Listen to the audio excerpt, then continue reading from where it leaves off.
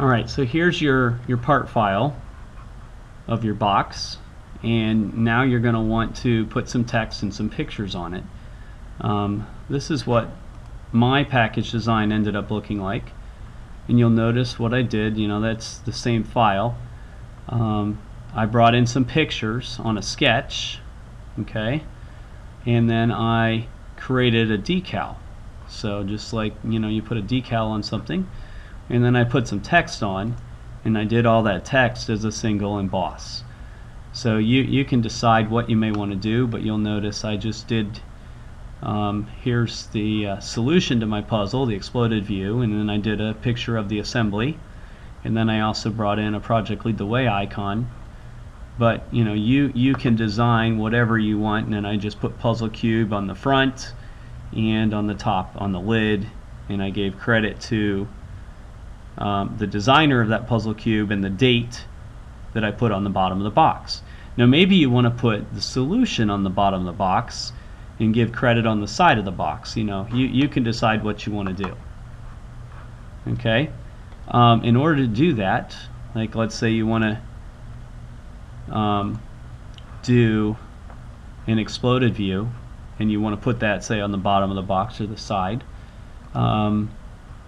If you remember, we had that export to PDF option when we printed our drawing sheet. Well, now we want to export to a picture file. So I'm going to export, and you can select what type of picture file format you want to save as. And bitmap is probably the default, bitmap or JPEG. I think bitmap ends up being a little bit smaller and works better for saving. So I'm going to do Cube Assembly 2. Of course, that also already exists, so I'm going to say yes, replace it.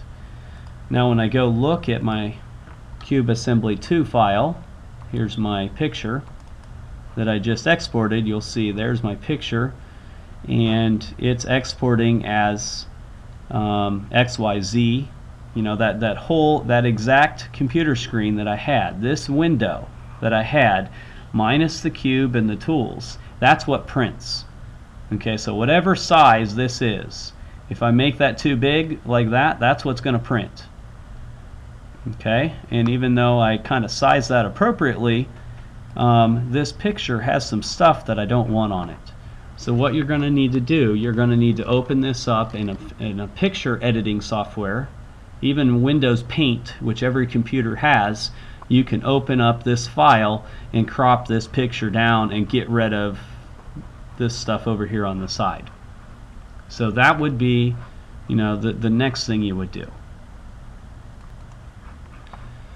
Okay, in order to use that picture, I've already cropped it.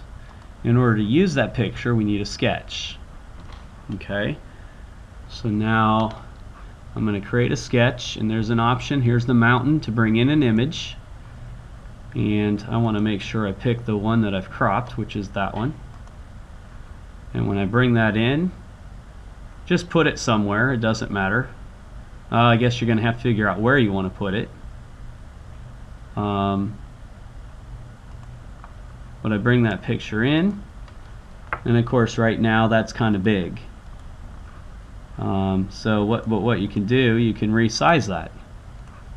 And you can actually put dimensions on it. One of the things I did when I cropped it, I tried to keep it square. So of course that's 2.25 inches. And then there's also a move tool. So of course you got to select where you're going to move it from, and then whether you want to put that on the bottom of the box or side of the box. There's your picture on the box, and you can actually dimension that to make sure it's centered, or you can just get it close, and depending upon how big you make it, close might be good enough. Okay, then we exit that sketch, and to do the decal, we're going to select create a decal. So that was under create, and here's a lot of our tools, but here's the decal tool. So first you're going to select the image, and then you're going to select the face that it's going on, and that's reading that all as one face. And if you have difficulty getting the image selected, sometimes it's easier to select what you want. Like here's my image. Let's select the image from the browser and then select the face. Okay, so if you have trouble making the selection from the actual sketch, because that's sized very close to the bottom of the box, you can select the image from the browser and say OK, and now that's going to show up on my bottom of the box. There's my solution, and maybe you would rather put your solution on the bottom. How do you do the text? There's a text tool. Well, again, I started a sketch. I do the text, and let's just puzzle cube by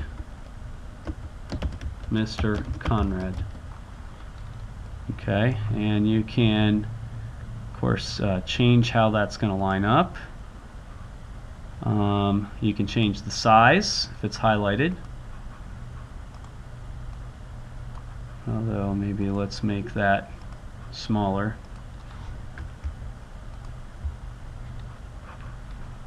Okay, and of course you can change the font or the color or whatever.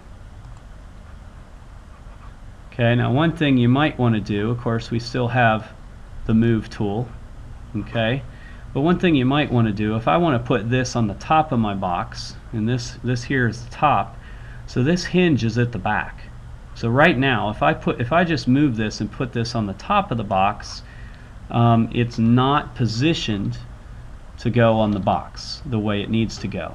So what you might want to do is, you know, in this case, rotate that around. So I have to, first of all, you got to select what you're going to rotate, and then select your center point, and you can either drag and rotate it around, okay, which that's what I've done, or notice over here you can actually type how many degrees you want to rotate it. So maybe you want to be fancy and put it in at some kind of an angle. I'm more of a traditional type of a guy, so I'm just going to rotate it 180 degrees, and now I'm done.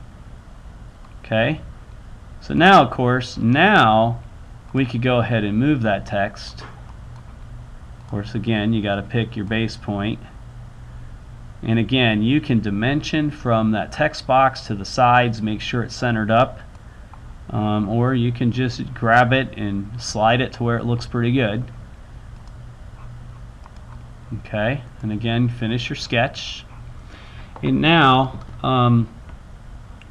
for this project, that text, I don't think that text applies as a decal, but there is an embossing tool for text. So really, and you first select your profile.